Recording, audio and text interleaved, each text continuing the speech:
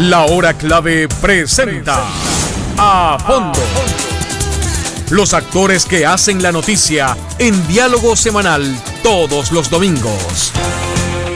El periodismo sin barreras, buscando la verdad. A Fondo, con La Hora Clave, en el 90.1 de la W. Amigos oyentes, muy buenos días. También un saludo para las personas que nos siguen a través de Facebook Live a esta hora de la mañana en este domingo 15 de julio. Bienvenidos a todos ustedes a compartir este espacio de entrevistas a fondo con nosotros. Hoy tenemos un nuevo invitado en este espacio. Estamos hablando de la concejal Gabriela Brito, quien ya nos acompaña aquí en nuestra cabina, una cabina que la estamos inaugurando con la concejal. Lo habíamos mencionado extra micrófonos. Esperemos que de ahora en adelante ustedes también se vayan acoplando a este espacio, a esta infraestructura que hemos preparado para todos ustedes, para las personas que nos están escuchando a esta hora de la mañana a través de 90.1. También les invitamos para que se conecten a través de nuestras redes sociales y puedan ver lo que estamos haciendo también en el ámbito digital. Gabriela Brito es actualmente concejal del Cantón Cuenca. Tiene ya mucha trayectoria, cerca de 10 años en el ámbito público. Tiene tan solo 29 años y cuando tuvo 19 estuvo ya ocupando cargos públicos en la EMUSE. Luego pasó a formar parte de la Casa de la Juventud y actualmente es concejal del Cantón Cuenca. Doctora, bienvenida, qué gusto que nos acompañe en este espacio. Hola, muy buenos días. Gracias a mí por la invitación. Siempre estar en W es estar en casa. Un abrazo grande a todos ustedes que están empezando este domingo de familia, de descanso y sobre todo de compartir con los seres que amamos. Gracias por la invitación. Quizá de alguna manera es un ejemplo para las futuras generaciones, para los chicos que salen de los colegios, que están cursando la universidad. Conocer justamente que tú a los 19 años ya estabas en el ámbito público. Coméntanos un poco cómo ingresas a la EMUSE y cómo se da posteriormente el paso a la Casa de la Juventud.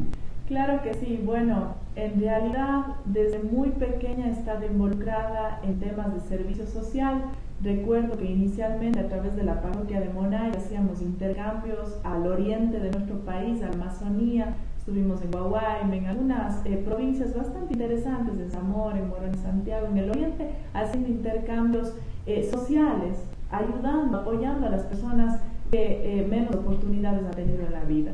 Luego fui voluntaria también de Solca, trabajé con la trabajadora social de Solca, Patricia Pinos, que entiendo sigue también ahí, y siempre estuve vinculada con el área social. Recuerdo que en aquella época, donde yo tenía 15, 16 años, realizamos un proyecto que se llamaba El cielo es nuestra casa, y se trataba de generar pequeños emprendimientos para las familias de los niños que tenían cáncer, y realizamos proyectos lindísimos que me permitieron vivir de cerca la vida justamente del servicio social. Posteriormente habían convocado a un concurso, de alguna manera se hizo una convocatoria para que los diferentes psicólogos presenten una propuesta a la EMUSE para ser coordinador o coordinadora del Departamento de Asistencia Psicológica. En ese momento presenté mi propuesta al gerente y la verdad es que fue aceptada. Fue así como yo ingresé al sector público. Tenía 19, 20 años aproximadamente y fui coordinadora del Departamento de Asistencia Psicológica de la EMUSE. En paralelo con la universidad, cuando ya estaba estudiando psicología. Sí, yo estaba en ese momento estudiando psicología clínica y era estudiante y también trabajaba. Un buen complemento entonces. Sí, la verdad es que me permitía todo lo que podía aprender en la universidad a aplicar en el sector público. Fue bastante fuerte, pero sin embargo, como yo daba también charlas en algunos velorios que eran en las noches, entonces yo cubría turnos distintos para cumplir con mis 8 horas, tanto de trabajo como las 6 horas de universidad. Así es que fueron épocas bastante difíciles para mí al compartir, al mezclar el tema tanto educativo como el tema también ya de servicio público. Estuve en muchísimas charlas en los velorios acompañando en los momentos más duros que tiene un ser humano, que es perder a alguien que ama. Fue una escuela de vida tremenda. Mi oficina era el cementerio prácticamente. Y de la EMUSE, de estar en estas circunstancias difíciles con la gente de todas las edades, pasaste ya a formar parte de la dirección para dirigir la Casa de la Juventud. De alguna manera, a los 20, a los 22 años, algunos chicos todavía están en el ámbito universitario, como lo habíamos mencionado, y algunos todavía le tienen miedo a el ámbito público, a ser líderes, a mezclarse un poco con las personas, con los conglomerados. Pero tú ya tomaste la decisión de ser líder de un grupo de adolescentes y de jóvenes. ¿De dónde nace esa iniciativa? Bueno, quiero contarles por qué pasé a la Casa de la Juventud. Resulta que habíamos visto que habían estadísticas muy altas de jóvenes que se quitaban la vida y siguen existiendo en nuestro Ecuador. Inclusive más que las que los muertes por violencia, según las estadísticas de la policía. Exactamente, y justamente eso conversábamos con miembros de la Policía Nacional y decía es importante que se preocupen por otros temas también, como las muertes violentas, pero el tema de los suicidios es una realidad en nuestra ciudad. Las personas toman la decisión de quitarse la vida y muchos de ellos son jóvenes que están en la flor de la vida y muchas veces son por crisis existenciales que se tienen, fracasos escolares, amorosos o de pronto disfunciones familiares. Entonces yo había visto reiteradamente en LEMUSE jóvenes que se quitaban la vida. Entonces dije, tenemos que buscar una solución a este problema. Siempre he sido un poco soñadora de decir, hay algo que hacer para dejar el mundo un poco mejor de lo que lo encontramos. Ese es el tema bandera para la Casa de la Juventud. Bueno, ahí fue como se dio la transición. Yo en LEMUSE planteé un proyecto que se llamaba Ama la Vida, que era todo un call center reestructurado para que aquellos jóvenes que estaban contemplando el suicidio como opción puedan primero acceder a llamar a este call center. Recuerdo que en ese momento lo hicimos con Unción Televisión, que tenían un buen consejo, nos apoyaron. Recuerdo, sí. Y también algunos psicólogos, psiquiatras que nos apoyaron voluntariamente a ser parte del call center. El proyecto creció tanto que se sumó después Papá Changó, Carla Canora, Gerardo Mejía. Hicimos un gran festival por la vida que se llamaba Ama la Vida. Yo no me di cuenta de que también era la marca país al final, que terminaron... Se copiaron el nombre. Nos copiamos el nombre, o ellos copiaron. Entonces, al final del día fue interesante este proyecto que se hizo y fue ahí que el alcalde de la ciudad me pidió hacerme cargo del área de la juventud en el Cantón Cuenca, por esta preocupación por los suicidios que existía al no estar tan vinculada a la EMUSE. ¿Qué se pudo lograr con este tema? Los chicos que tenían esa tentativa de quitarse la vida, que en algunos casos, según la propia academia, suelen decir que prefieren espacios cerrados, estar solos, que los fines de semana, cuando no están en un conglomerado, tienden a ser depresivos. Tenían un espacio ahí ya en la Casa de la Juventud para poder cambiar de mentalidad. ¿Ese era el fuerte de la Casa de la Juventud cuando tú liderabas este espacio? Claro que sí. Bueno, llegué a la Casa de la Juventud inicialmente como técnica, luego a los pocos meses estuve como coordinadora de la casa y en realidad nos planteamos 4 ejes estratégicos de trabajar. Primero, el buen uso del tiempo libre. Y ahí empezamos a trabajar en las propuestas de sábados juveniles activos. Cada 15 días, los sábados se activaba una plaza con arte de todo tipo. Música, teníamos telas aéreas, teníamos hip hop, breakdance, teníamos arte mural y graffiti, teníamos cursos de poesía, de lírica, es decir, la plaza, yo no sé si pudiste estar en uno de los cruzados juveniles activos, la plaza se llenaba de arte. Esa era una manera de mostrarles a los jóvenes que hay opciones para utilizar el tiempo libre de manera correcta, siendo productivo. Y a eso justamente iba, porque se veía los fines de semana que estos espacios eran utilizados por los jóvenes. Ese legado fue recopilado por las futuras direcciones de la Casa de la Juventud. ¿Qué es lo que ha pasado o qué es lo que está pasando actualmente? Sí, bueno, en realidad, digamos, siendo honestos, ese fue un eje que murió el momento de mi salida.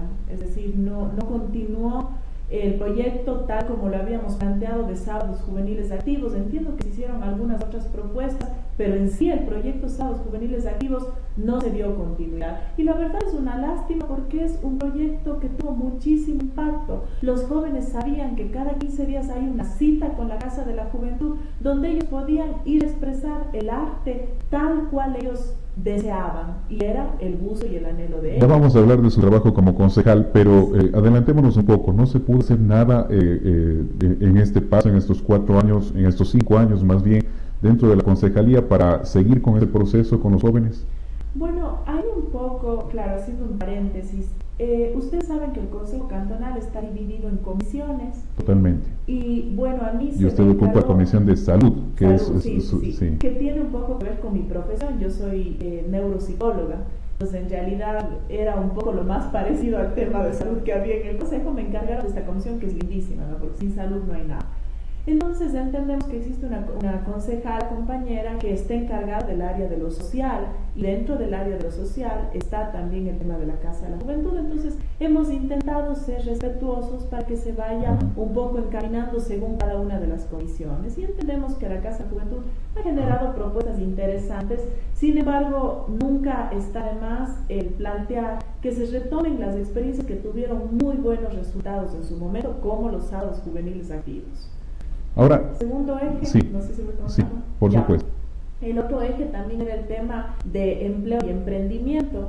Ahí nos aliamos también con la bolsa de empleo que existía en ese momento, y generamos también algunos espacios de capacitación sobre temas de empleo y emprendimiento. Se creó la primera mesa de emprendimiento del Cantón Cuenca, la cual entendemos también que un poco, ya no está en funciones, no existe esta mesa más. Sí es importante también retomarlo. De hecho, les cuento que aproximadamente en 2 semanas estamos ya con todo planificado para volver a convocar esta mesa, que yo recuerdo inició hace 5 o 6 años en la Casa de la Juventud y que no tuvo continuidad.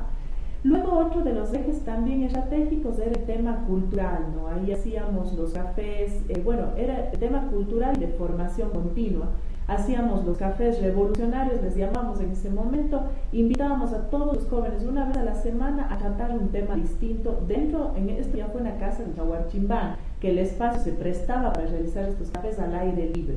Y traíamos pintores, poetas, teníamos artistas, políticos, líderes de todo tipo que venían a, de alguna manera, hacer un espacio de reflexión y de motivación a los jóvenes.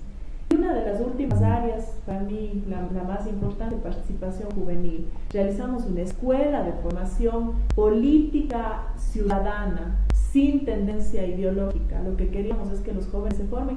Y sabes, Yamil, que es súper lindo, porque ahora me he encontrado con muchos de los jóvenes que se formaron en esta escuela, y cada uno ha tomado su camino, pero con criterio. Y es por eso que ahorita estoy con la nueva iniciativa, junto con mi amigo Juan Carlos Almeida, de la nueva Escuela de Formación Política. En esos cafés revolucionarios, cuando ustedes se sentaban a conversar, a hacer tertulias, ahí nace este vínculo con la política de lleno de Gabriela Brito. Ahí conoce a los que estaban ejerciendo la actividad política y pública de la ciudad. Ahí se vincula con la Revolución Ciudadana en esos cafés de la Revolución. ¿Cómo nació su vínculo con la política? En realidad un poco antes. ¿Y cómo fue esto? Tengo un muy buen amigo llamado Diego Jimbo. Él es el presidente de Familias Unidas por los Enfermos con Cáncer. Siempre desde hace años, más de 12, 13 años, hemos caminado juntos en los proyectos sociales. Y él me invitó a Alianza País. Me dijo, mira Gaby, mucha de tu filosofía de vida creo que están planteados en los estatutos y principios de Alianza País, así es que quiero invitarte. Yo era una joven de 19, 20 años. Ajá. Y fui a Alianza País y pedí, fue lo primero que hice apenas llegué a la sede de Alianza País: ayúdenme con los principios y estatutos de este movimiento. Y empecé a leer, y la verdad es que me sentí muy identificada. Justicia social, democratización, salud, educación, emprendimiento, igualdad de oportunidades, pensar en las personas que menos oportunidad han tenido en la vida. Es decir, los principios iban con lo que yo había militado durante mi vida. Para ese entonces se había ocupado puestos políticos, espacios políticos en la universidad. Bueno, sí, yo hice política desde el jardín, ¿no? Presidenta del curso, luego en la escuela, estuve en la escuela Iván Salgado, en el barrio de La Tomebamba, deben conocer ustedes. Ahí estuve en una escuelita de siempre. Fui presidenta del curso casi todos los años, ¿no? Estudiante destacada entonces. Sí, la verdad, era inquieta, muy inquieta, eso tengo que decirlo. Es decir, estudiante destacada con 20 sobre 20, pero en conducta 15 sobre 20. En conducta era medio terrible, pero era buena estudiante. Yo siempre terminaba antes las cosas, tenía esa hiperactividad y ¿qué más hago? El otro día me encontré con una profesora de la escuela y me decía, Gaby, Dios mío, siempre estabas con ideas nuevas de cosas locas que querías hacer. Pero bueno, parte de mi personalidad. Entonces, sí, estuve en la política desde chiquita. Me acuerdo que yo fui presidenta del jardín, luego primer grado, segundo grado, luego pasé a la Asunción también, donde también estuve involucrada en el consejo estudiantil. Fui presidenta o vicepresidenta del consejo estudiantil, luego estuve en el colegio involucrada siempre en temas de representación de los estudiantes. Lo mismo en la universidad. Lo mismo en la universidad, sí. Y cuando conoce a los que estaban vinculados con Alianza País, ¿qué proponen para que usted ya sea concejal de Cuenca? A ver, primero yo empecé militando en Alianza País. Yo fui una joven más que se iba a formar, a capacitar, porque era lindo en los inicios. Teníamos espacios de formación política, de debate, y era lindísimo ver a la gente que estaba liderando nuestra ciudad y de alguna manera ver ese nivel de debate que se tenía al inicio, ¿no? ¿Con quién compartía esos espacios? Tal vez alguna persona que podamos nombrarla, que la reconozcamos. Javier Badera, tal vez. Son algunas personas. Bueno, Javier estaba ahí, obviamente, él estuvo desde el inicio. Paul Granda estuvo también ahí, luego incluso Fernando Cordero, en temas urbanísticos muy admirado. Bueno, teníamos tantas personas, estaba ya María Caridad Vázquez, Humberto Cordero, es decir, digamos, estaban ya todos estos compañeros que históricamente habían militado en la izquierda y que se unieron de alguna manera el momento en que se crea este gran frente, este gran movimiento de movimientos. En ese entonces Paul Granda era alcalde de Cuenca. Era parte antes del acuerdo progresista y dentro de la alianza que se hace en Alianza País, el acuerdo progresista pasó a ser parte también. ¿Él le propone a usted participar para que usted pueda ganar las elecciones como concejal de Cuenca? Sí, eso es lo que les comentaba. Yo empecé a ir a País, empecé a involucrarme en Juventudes País, empecé, digamos, a tener un poco este espacio de formación política. Incluso pude salir al extranjero a capacitarme en algunos países donde tenían muy adelantados los procesos de formación política y participación juvenil. Bueno, en medio de mi trabajo en la Casa de la Juventud, habíamos visto dentro del movimiento la posibilidad de que existe una representación juvenil dentro del Consejo Cantonal. Y es ahí cuando se empieza a considerar mi nombre para ser concejala del Cantón Cuenca. Yo, la verdad, al inicio bastante temerosa, tenía 24 años, es decir, 24 años, estaba terminando la universidad porque finalmente a mí me tocó hacer en medio del trabajo la U, entonces habían materias que me tocaba un poco posponer para tomarlas después por las horas del trabajo, entonces yo estaba muy temerosa por todo eso. Sin embargo, encontré amigos que me animaban a, tú lo puedes hacer, tú eres la voz de los jóvenes, vas a estar ahí levantando y haciendo eco justamente de las necesidades de los jóvenes. Y fue ahí que a los 24 años tomé la decisión de asumir el reto de ser concejala, candidata concejala del Cantón Cuenca.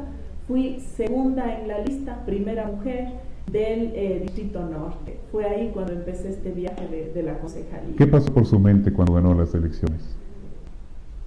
Honestamente, siendo muy honesta, tenía una tristeza profunda al saber que la propuesta de ciudad que se había presentado con el alcalde Paul Granda no había sido, digamos... Claro, gana Gabriela Brito, otros concejales de Alianza País, pero pierde Paul Granda la alcaldía. Claro. Y fue un dolor muy fuerte porque finalmente nosotros habíamos armado el plan de ciudad, en cada área habíamos pensado cuál es el proyecto estratégico de desarrollo en ejes diversos, ¿no? Cultura, en el tema urbanístico, en el tema de desarrollo económico, emprendimiento, incluso salud preventiva, desarrollo social. Entonces, sí fue doloroso y fue chistoso, incluso el día ya de haber asumido esta noticia de haber ganado como concejala de Cuenca. Yo estaba tan triste por la alcaldía que ni siquiera entendía qué es lo que estaba pasando, y recuerdo que me decían, pero Gaby, tú eres ya concejala, y yo decía, pero nuestro proyecto ciudad no fue ganador. Era un dolor en ese sentido, ¿no? Y soy muy honesta, el momento de la noticia, ¿no? Además era algo que no es que se esperaba, digamos, no estábamos muy preparados para esa pérdida. Y al poco tiempo que empiezan ya ustedes, los 15 concejales actuales, a ejercer ese cargo como ediles, tenían que escoger o designar al vicealcalde de la ciudad. En ese entonces, Leonardo Berresueta también participó en las elecciones, ganó para ser representante como concejal en la ciudad, y la aspiración de Leonardo Berresueta era ser vicealcalde.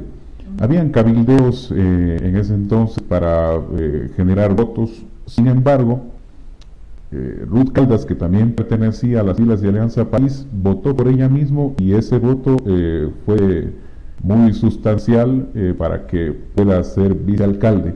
¿Qué pasó por la mente de Gabriela Brito? ¿Qué pasó en ese entonces con Leonardo Berresueta? ¿En qué habían quedado y qué fue lo que pasó después? Bueno, en realidad hay algo que nos caracterizaba muchísimo, y es la organicidad que teníamos. Es decir, nosotros tomamos una decisión internamente, me refiero al movimiento político al que nos pertenecíamos, llegamos 9 concejales de Alianza País, y nos sentamos y habíamos conversado sobre la posibilidad de elegir a un compañero o una compañera en libertad. Y eran mayoría, pero no lograron los votos necesarios como mayoría. Éramos, a ver, hablando internamente éramos mayoría. Claro, sin como embargo, partido. siempre tuvimos la ausencia de una de las compañeras. Entonces, se decidió dentro del movimiento político que íbamos a respaldar la candidatura a la vicealcaldía del compañero Leonardo Berresueta. Sin embargo, el momento que llegamos al Consejo Cantonal no se logró tener los votos para lograr, digamos, esta propuesta inicial que se había planteado. ¿Lo consideraron como traición de Norma Illares, de la vicealcaldesa Ruth Caldas?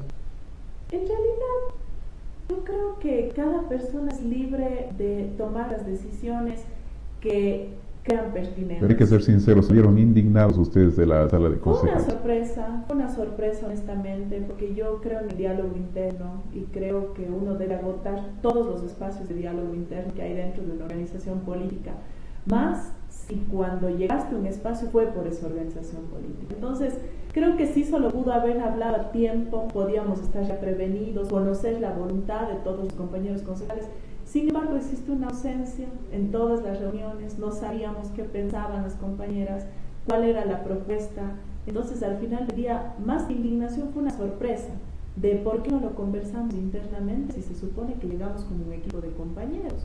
Sin embargo, es respetable la decisión que cada uno haya tomado, y creo que al final del día solamente respondemos también a nuestro foro interno. Hubieron a raíz de esto discrepancias, alejamientos personales, ya no era lo mismo en el grupo de Alianza País, y esto fue tal vez el preámbulo para lo que actualmente está pasando al interior de Alianza País.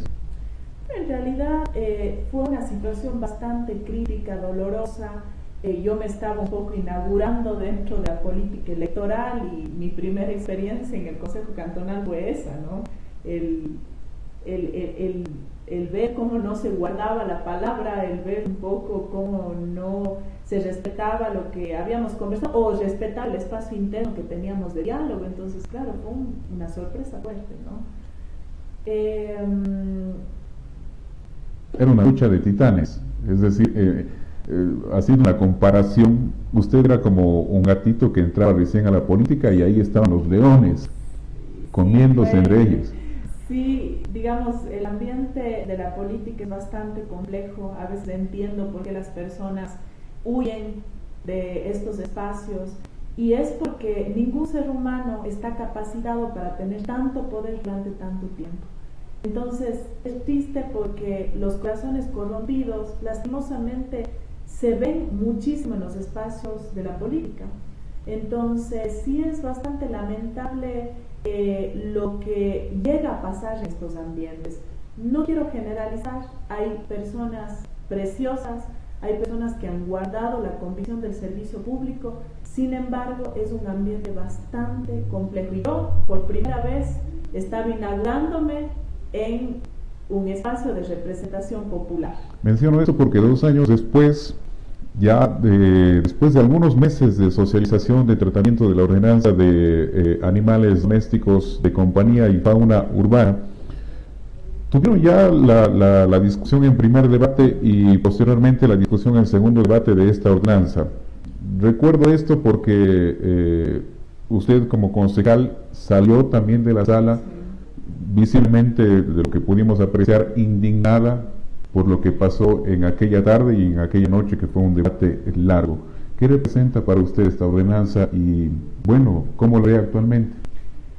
Bueno, en realidad quiero comentarles que cuando me dieron la presidencia de la Comisión de Salud, yo decidí dividirla en 3 ejes para poder realizar un trabajo efectivo. Primero, salud física, prevención en salud física, que es competencia del GAR municipal. Y que para mí la salud preventiva es lo más importante. Muchos gobiernos, tanto nacionales como locales, invierten tanto en atención ya secundaria y terciaria que se olvidan de la prevención, cuando podríamos reducir la inversión en los otros tipos de salud si nos enfocáramos en promoción y prevención de salud. Entonces, un poco esa era mi mirada, y ya llego a la respuesta, solamente un poco haciendo un preámbulo. Luego fue salud mental, que es una de mis pasiones al ser neuropsicóloga.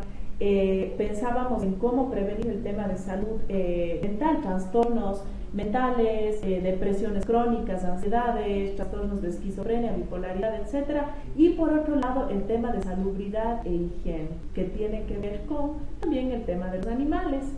Fue así que la Comisión General, en uno de los consejos cantonales, fue ocupada por un grupo de ciudadanos que planteaban la reforma a la ordenanza del año 2004. Ya teníamos una ordenanza que fue planteada por María Caridad Vázquez.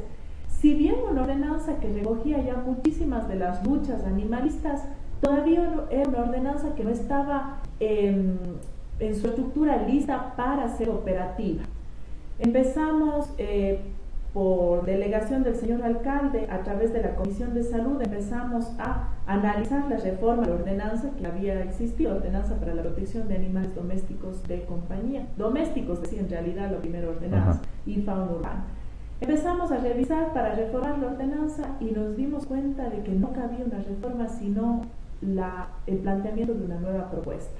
¿Por qué? Porque teníamos que cambiar muchísimos capítulos, artículos, la concepción estructural y sobre todo la normativa nacional había dado más competencias al GAR municipal y quitado otras. Ese trabajo de cerca de 2 años fue totalmente descartado en tan solo 2 semanas por los concejales que aprobaron esa ordenanza. Bueno, esa es la realidad. Estuvimos 2 años con una comisión especializada trabajando la normativa. 2 años. Se trabajaron aproximadamente 99 artículos, se abordaban todos los temas para el buen manejo y gestión de animales domésticos. Teníamos profesionales dentro del equipo, organizaciones animalistas que vienen algunas 15 años trabajando en este tema. Teníamos representantes de todos los sectores acompañándonos en esta comisión. Siempre va a faltar la presencia de algunos sectores, ¿no? Pero al final del día, esos son los que se quedaron al pie, digamos, de la lucha redactando la normativa. ¿Por qué cree usted que se cambió esa propuesta que usted la elaboró en conjunto con otras organizaciones? Ahora, justamente eso quiero comentarle. Ya teníamos la propuesta lista, anunciamos que va a ser presentada al señor alcalde para que ponga en conocimiento del Consejo Cantonal, y un día antes de la sesión de consejo donde se iba a tratar la normativa, dan una rueda de prensa, un grupo de compañeros concejales, presentando una nueva propuesta y diciendo que ellos no están de acuerdo en cómo se está planteando la normativa y que ellos tienen una nueva propuesta que la darán a conocer el momento que sea tratada la normativa. Y al final se aprobó esa propuesta. Bueno, entonces vamos al Consejo Cantonal y claro, tenían ya todos un libreto de qué decía cada uno y cuál era la nueva propuesta. Fue muy lamentable esto porque se desconoció 2 años de trabajo de las organizaciones animalistas, de toda la comisión redactora, y esta propuesta se creó en menos de 2-3 días, que fue un poco el planteamiento. ¿Qué rol jugaron los galleros en la aprobación de esta ordenanza? Porque recordamos que ellos ocuparon también la silla vacía en ese entonces. Bueno, en realidad nosotros tenemos que ser muy francos y honestos. Nosotros creemos que la pelea de gallos no puede esconderse tras un tinte cultural, histórico, porque claro que histórico también crucificar a las mujeres o cultural, crucificar a las mujeres hace algunos años, Claro que ha sido histórico también los diferentes tipos de matanzas que se han dado en la humanidad. No podemos esconder tras un tinte cultural o tras un argumento cultural este tipo de violencia que se genera el momento en hacer pelear a dos animales. Y no como dicen que es espontáneo, que es natural. ¿Y por qué les ponen las espuelas? ¿Por qué ponerles cuchillas a que se maten uno a otro? Siempre estuvimos en contra de la pelea de gallos y me ratificaré por más que tenga un costo político, no me importa la dimensión, estoy en contra de la pelea de gallos y de la corrida de toros en todas sus modalidades. Porque cuando se planteó la pregunta en la Constitución, donde se decía que se prohíben los espectáculos donde se dé muerte al animal, claro, se prohibió los espectáculos que pretendan dar muerte al animal, pero ya aquellos espectáculos donde usted puede realizar la corrida de toros, puede maltratarle al animal, pero no darle muerte en el ruedo. ¿Nunca recibió presiones los galleros, amenazas tal vez? Bueno, yo tuve, sí, yo tuve amenazas, tuve... ¿De muerte inclusive? En realidad sí, yo tuve amenazas, inclusive muerte, no sé exactamente de qué sector. ¿Qué le decían? Si aprueba la ordenanza con claro, tal como usted la planteó. Yo me voy a arrepentir toda mi vida porque mi familia y yo mismo vamos a recibir las consecuencias de esta decisión que estoy tomando. Luego recordarán ustedes que tuve algunas manifestaciones en la oficina donde me llevaban carteles poniéndome frases bastante ofensivas, ¿no? Y a pesar de eso quería aprobarla. ¿Nunca pasó por su mente modificar esa parte, esas presiones? Nunca pasó por mi mente modificar, porque yo creo que más allá del costo político que pueda tener una decisión, uno debe ir hasta el fin con lo que cree que le hará bien a la humanidad. Y yo creo que el día que se prohíban las peleas de gallos y las corridas de toros, habremos dado un paso bastante grande para generar una cultura verdadera de paz. Porque Yamil, yo creo que la violencia empieza con los animales y termina en la casa con las esposas, con los hijos. Entonces, a erradicar todo tipo de violencia, incluso la que se realiza vilmente, disfrazada tras un tema cultural a través de los animales. Finalmente, en este tema, ¿cree usted que los galleros presionaron en cambio a la otra parte para que se cambie todo eso y se deje sin efecto la intención de usted, que era que no haya más peleas de gallos en la ciudad? Yo desconozco qué tipo de diálogos y conversaciones se tuvieron, pero lo que sí me queda claro es que la ordenanza, tal cual como fue aprobada, nos hizo que renunciemos a muchísimas luchas. Porque desde el nombre de la ordenanza, ustedes pueden revisar, al final quedó como ordenanza para el control y manejo de la fauna urbana y protección de animales domésticos de compañía. Cuando usted pone compañía, está quitando del espectro a todos los animales que no son compañía, como por ejemplo los gallos, los toros. Entonces, desde el cambio del nombre, yo sabía que se estaba dejando afuera el tratamiento de la pelea de gallos y de la corrida de toros también. Así es. Esto es un retroceso en la lucha de la protección de los animales. Ha pasado ya 4 años y un poco más, y usted ha estado liderando las comisiones que ya ha mencionado. ¿Cree usted que hace falta un poco más? ¿Qué es lo más destacado que usted rescata durante estos 4 años de gestión como concejal? ¿Qué es lo que se ha podido hacer también en el ámbito de la fiscalización y la legislación, que es el trabajo que ustedes lo llevan adelante? Bueno, para cerrar un poco el tema animalista, ¿qué resultados ha dado la ordenanza? A ver, yo no estoy completamente satisfecha con la ordenanza tal cual como fue aprobada, porque al haber tenido mayoría el Consejo Cantonal, lastimosamente, se aprobó un texto paralelo, se recogieron algunas de las cosas que nosotros habíamos planteado, pero prácticamente se hicieron cambios sustanciales muy fuertes que hoy está dando problemas, porque tenemos muchísimas dificultades a través de la operatividad de la ordenanza, que solamente nos dan cuenta de que muchos de los planteamientos fueron conseguidos no desde un aspecto técnico de conocimiento del manejo y gestión de los animales domésticos. Sin embargo, hemos intentado, a pesar de no estar de acuerdo en su totalidad con la norma, implementar esta normativa y respaldar a la CGA, que es la institución que se quedó finalmente encargada de la operatividad. Hemos intentado respaldar a la CGA para que se pueda cristalizar la ordenanza en territorio. También ojalá podamos plantear la reforma a la ordenanza para ver si los vacíos que quedaron, vacíos legales, puedan ser suplidos de alguna manera. Hubo una... Sí, quería contestar la pregunta. Sí. ¿Qué se planteó? La creación de la UGA. Estas fueron algunas de las cosas que sí planteamos originalmente y que fueron respetadas. Ya. La creación de la UGA, Unidad de Gestión Animal. La UGA tiene el trabajo enfocado en 4 áreas. El primero, la esterilización. Todos los países que han sido exitosos en su manejo de animales han enfocado sus esfuerzos en esterilización. Todavía nos faltan muchos recursos, pero sin embargo se ha logrado cumplir con los porcentajes mínimos que se requieren en esta área. Segunda área, el levantamiento de catastro e identificación de los animales, saber dónde están, dónde se están reproduciendo, dónde está la problemática, cuál es la problemática. La tercera área, que es incrementar las campañas de adopción. Tenemos aproximadamente 700 animalitos en condición de refugio que están esperando por una familia. Y la otra área, que es ya la sanción y control, es decir, a todas las personas que incumplan con una de los planteamientos que están expuestos en ordenanza, ser llamados a la atención y en su momento sancionados. Esas son las áreas en las que trabaja la Unidad de Gestión Animal, que hemos acompañado muy de cerca el trabajo a través de la mesa que tengo el honor de presidir, que es la Mesa de Protección de Animales Domésticos del Cantón Cuenca. A principios de este 2018, recordamos que se presentó y se hizo público un estudio del anterior Consejo de Participación Ciudadana, en el que se recopilaba el trabajo de los concejales desde el 2014 hasta septiembre del 2017. Y en este estudio se mostraba que el trabajo de los concejales era calificado en el mejor de los casos con un 64-65% y en el peor de los casos con un 11%.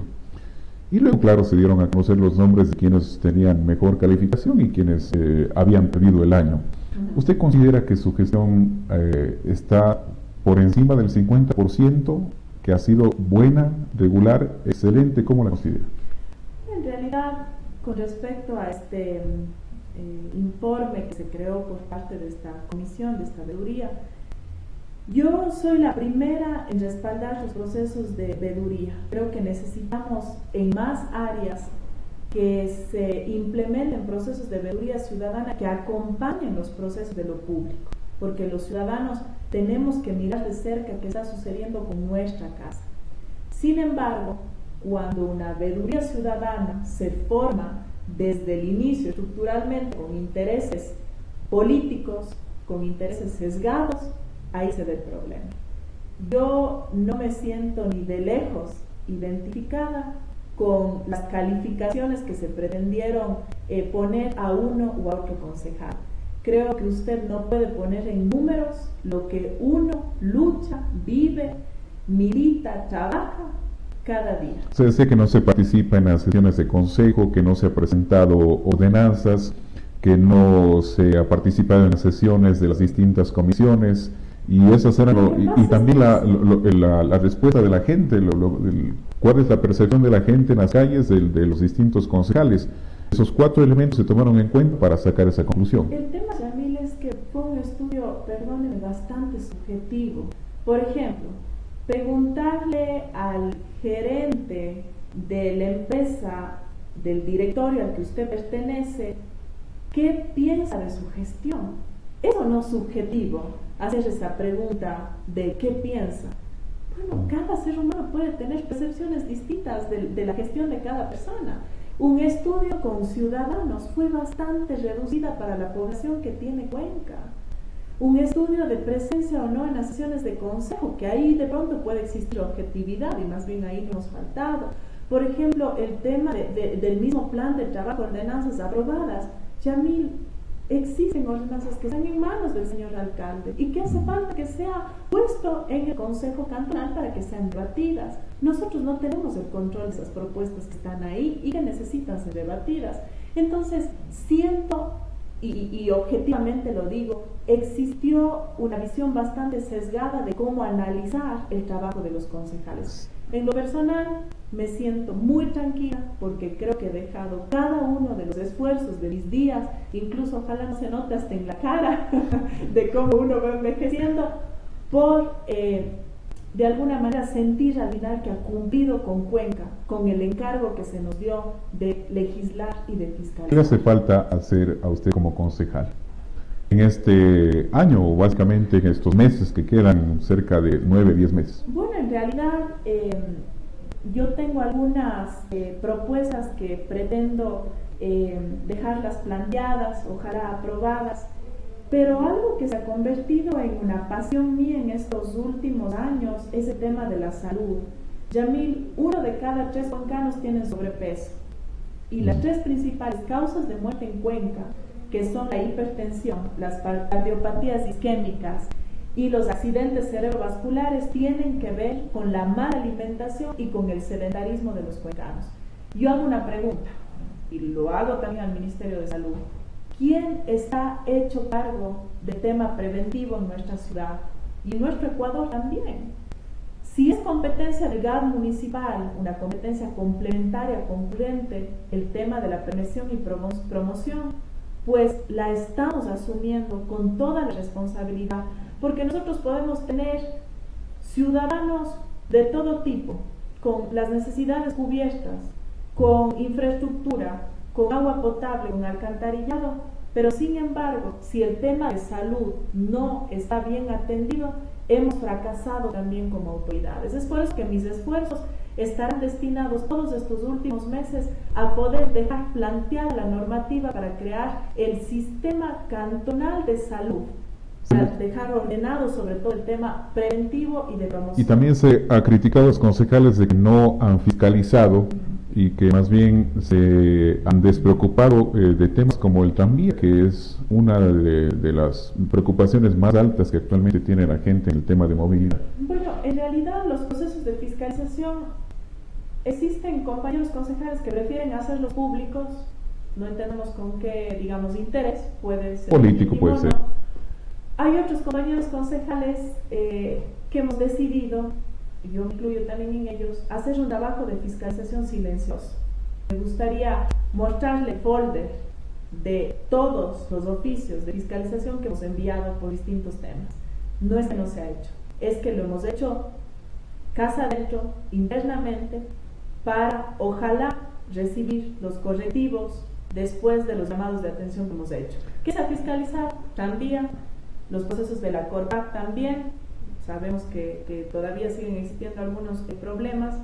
Se ha fiscalizado también el tema de Tama, también la Plaza de San Francisco, y un sinnúmero de preocupaciones que hemos tenido. Nos ha temblado la mano para redactar un oficio y enviárselo a quien compete para que se nos dé información sobre qué está sucediendo con tal o cual proyecto. Tengo un folder completo de la fiscalización que se ha realizado en este periodo, junto con compañeros concejales como Marco Ávila, Ramos Orellana, Javier Barrera. Vamos a hablar un poco del movimiento Alianza País. En el 2017 se da ese proceso de transición del codeato al morenismo. Ustedes, como militantes del movimiento Alianza País, deciden desvincularse de Correa y apoyar a Moreno. ¿Quiénes lo hicieron, quiénes lo hicieron y cuáles son las repercusiones políticas actuales?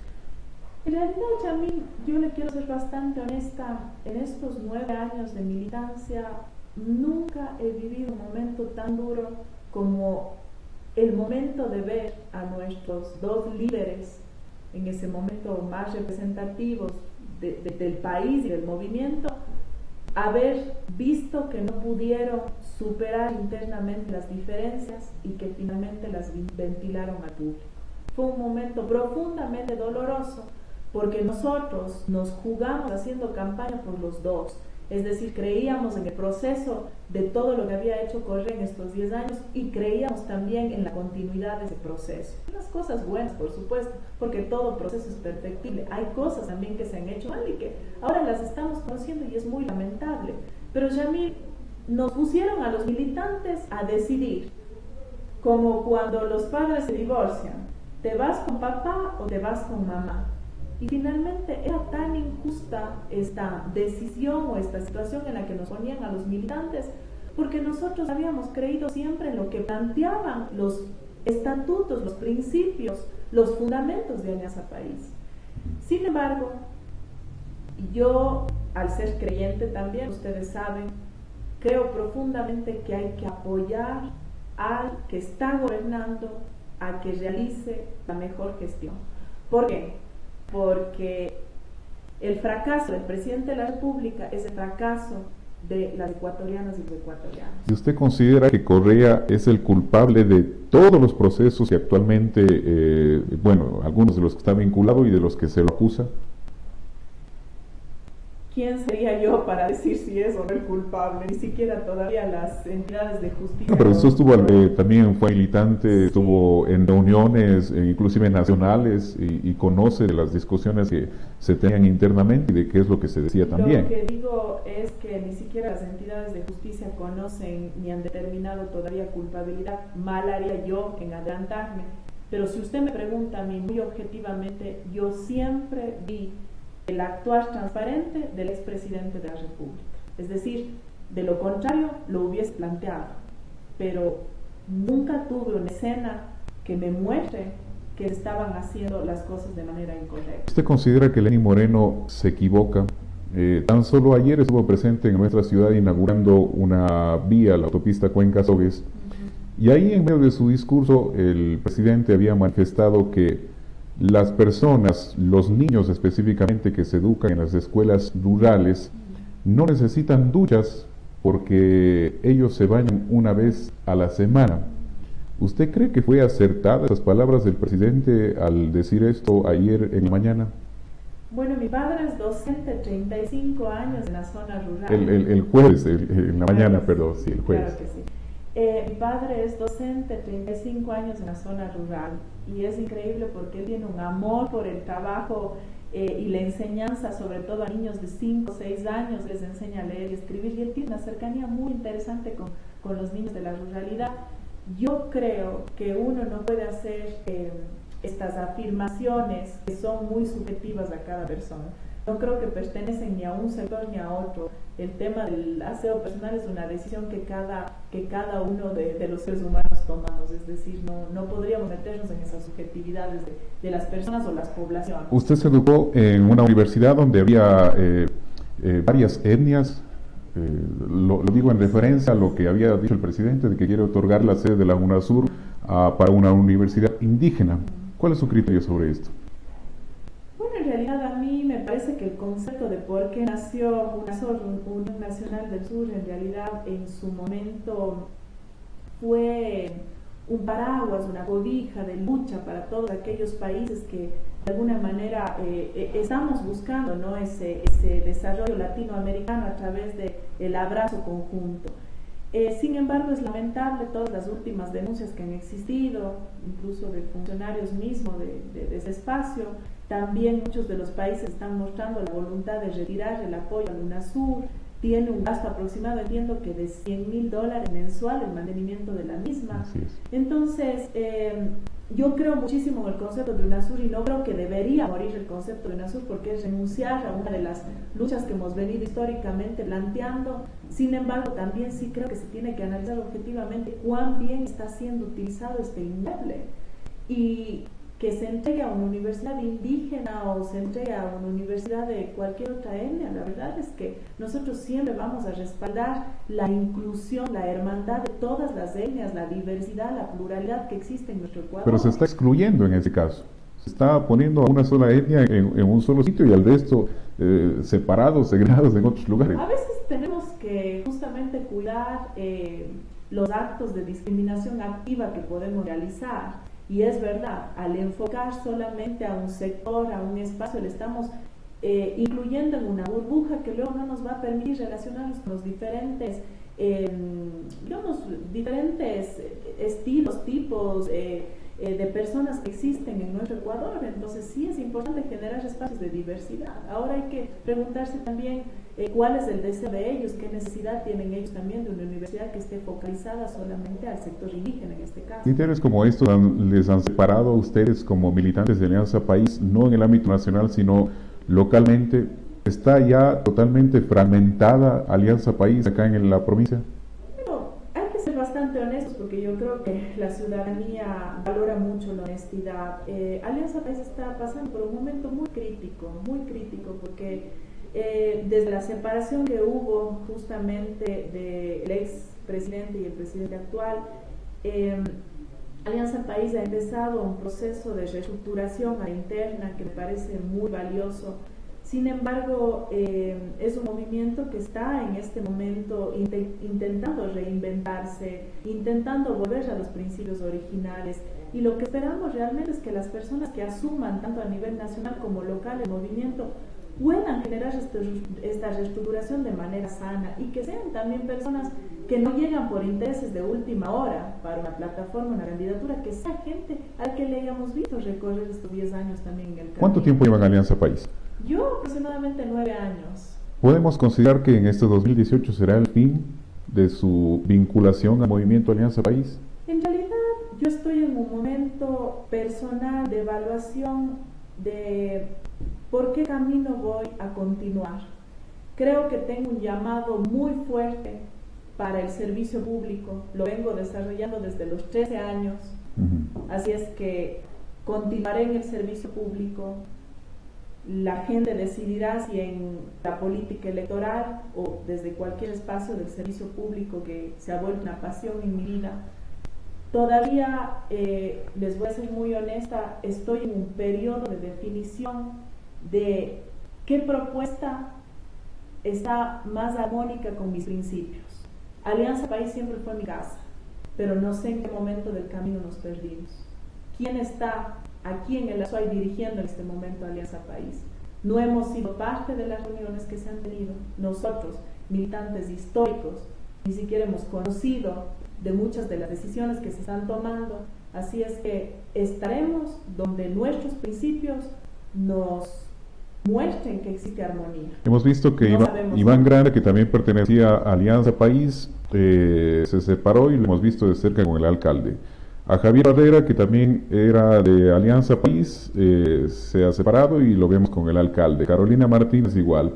A usted también lo hemos visto cercana al alcalde. ¿Será que el futuro político de las personas que menciono, los concejales, está en el partido, en el movimiento Igualdad? Bueno, mal haríamos los concejales de Cuenca de no estar trabajando junto al alcalde. Somos un equipo.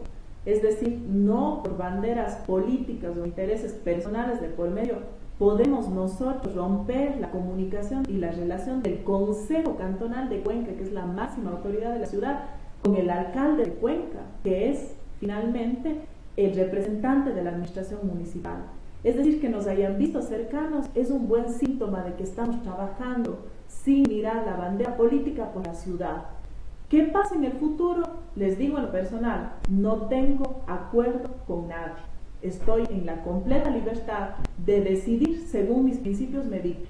Tampoco se alza manos desde el alcalde como se lo saca Tampoco se alza manos del alcalde cuando he tenido que decir lo que he creído que es pertinente, sin tampoco hacer un show político, porque también hay muchos que se prestan para shows políticos y quieren interrumpir todos los procesos, sin entender que solo la ciudad se perjudica el momento que nosotros ponemos nuestros desacuerdos, nuestros intereses antes que los procesos que tienen que continuar. Estamos haciendo un daño a la ciudad. Yo he tenido que decir el momento oportuno y siendo muy objetiva. No tengo acuerdo en este momento con ningún actor político.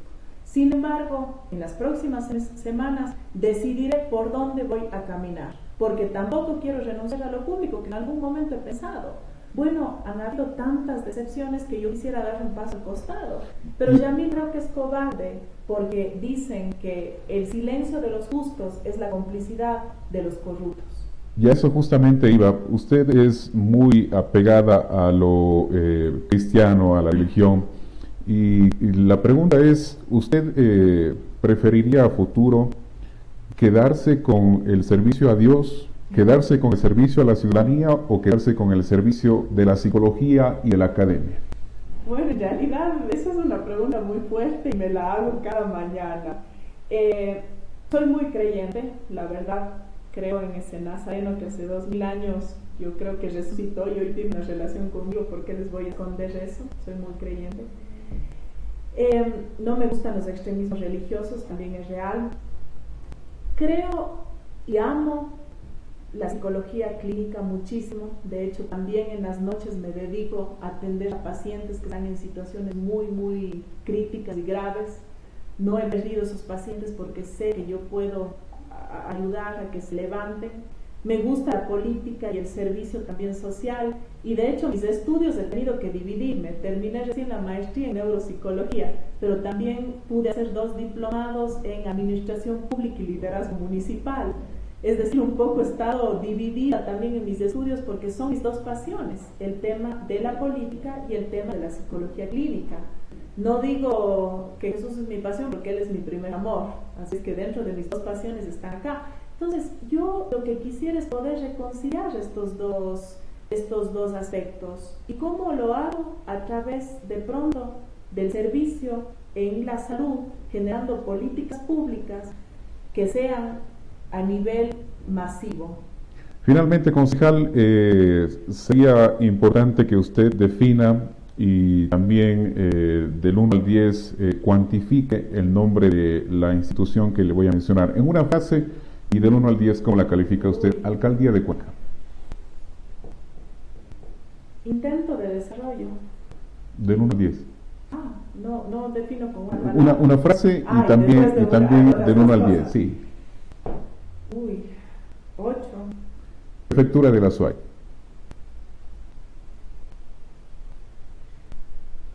Una frase, prefectura de la SUAY. ¿Cómo define usted a la prefectura de la SUAY? Le es difícil, encontrar la frase correcta. Perdida en sus competencias.